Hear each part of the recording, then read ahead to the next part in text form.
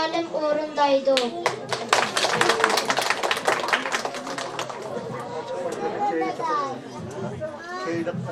Hürmetli mehmanlar, ben bugün aldığınlarga Keriye ayarlarının en'enevi teverki, perice ve telbek bilen çıktım.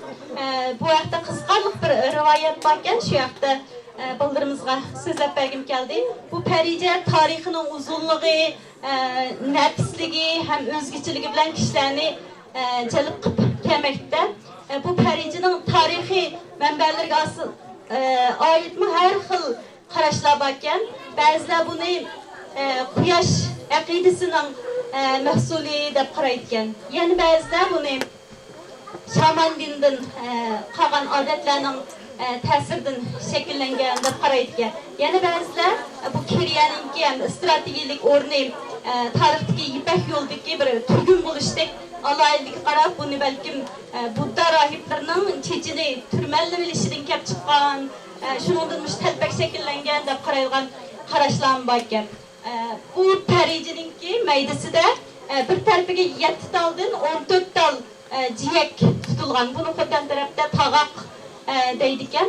Buni endi shaman diniy aqidalariga asosan daraxtni ulug'lash aqidasi, ya'ni ağaç kültiga asosan shakllangan. Bu tarafning shoxchilariga vakillik qildi, shoxchilarga simvollik qilgan deydigan qarashlar bor ekan.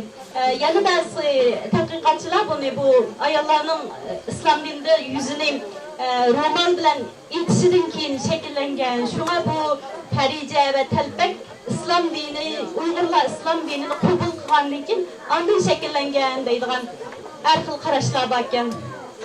Yani buni ba'zilar bu o'qiya simbol qilingan deb, hatto Xitoylar buni o'qiya kiyimi deb bilib, Uyg'urchadami o'qiya to'n deb vatandagi ba'zi manbalar shunday qoldi ekan. Burungi zamonda Keriyada Ko'kchi Ayyar deydigan bir podshohlik bor ekan. Shu podshohning ismi Ko'kchi Ayyar ekan.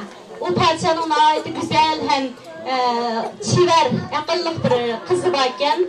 U podshohlikning yanida yana bir Daqyanus deydigan, anlagan bo'lishinglar mumkin. Daqyanusning zamonida deydigan gaplar bor. Dal shu Daqyanus. Bu Daqyanus nihoyat yovuz bir podshoh ekan. Bu Daqyanus Ko'kchi Ayyarning qiziga elchi kirgizibdi. Lekin Ko'kchi Ayyar unumabdi. Chunki bu nihoyat yovuz podshoh bo'lgandan qizim kichik deb bermabdi. Shuning bilan Daqyanusning ochiq kelib bu Ko'kchi Ayyar podshohligiga qo'shin tortib kiribdi. Ham birdan u podshohlikni yengib olibdi. Shuningdan keyin yana elchi kirgizibdi. Lekin Ko'kchi Ayyar qat'iy unmabdi. Hargiz qizimni san bermayman deb. Shuning bilan bu Daqyanus davlatning bu mamlakatning ichidagi qismlarigacha ilgirlab kiribdi. Agar unimsam men shu davlatga butun erlarni qirib etaman deb, udan kelgan erlarni chepib qirib butun davlatdagi erlarning hammasini qirib o'ldirib etibdi. Bu vaqtida bu podshohning qizi butun davlatdagi ayollarni yig'ibdi. Yig'ib u ayollarning hammasiga shunday qora ranglik to'n taqib beribdi. Qora ranglik to'nning beshidan oxirigacha chittak qo'yib jamber degan ma'noni bildirdi ekan.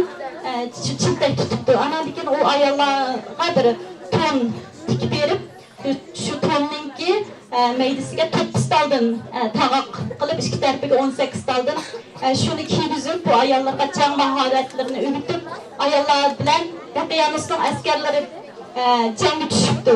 Oxiri bu ayollar Daqyanusning qo'shinlarini mag'lub qilib, g'alaba qildi. Shuningdan keyin podshohning o'rniga shu aqlli qiz podshoh bo'lib taxtga o'tiribdi. Bu qiz taxtga o'tirgandan keyin mamlakat butun ayollarning beshiga dal shunday qora ranglik taj kiygizibdi, o'zini kiyibdi.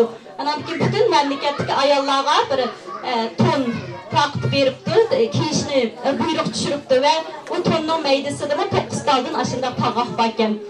U ayollar buni Xo'tan tarafda quvurg'i 18 deydi ekan. Xo'tanlik qarindoshlarimiz bilishi mumkin, jam bir quvurg'i 18 deydigan gap Ahmadjon rasman. Shuningdan qolgan deydigan rivoyat shakllanib ekan. Bu rivayette şu Parici bilen Telpek'tin tarihi şu padişahlıklarının şu rivayetinden kelip çıkkan bugünkü Keriye Paricisinin ak görünüşü şu deydiğen rivayetken. Rahmet.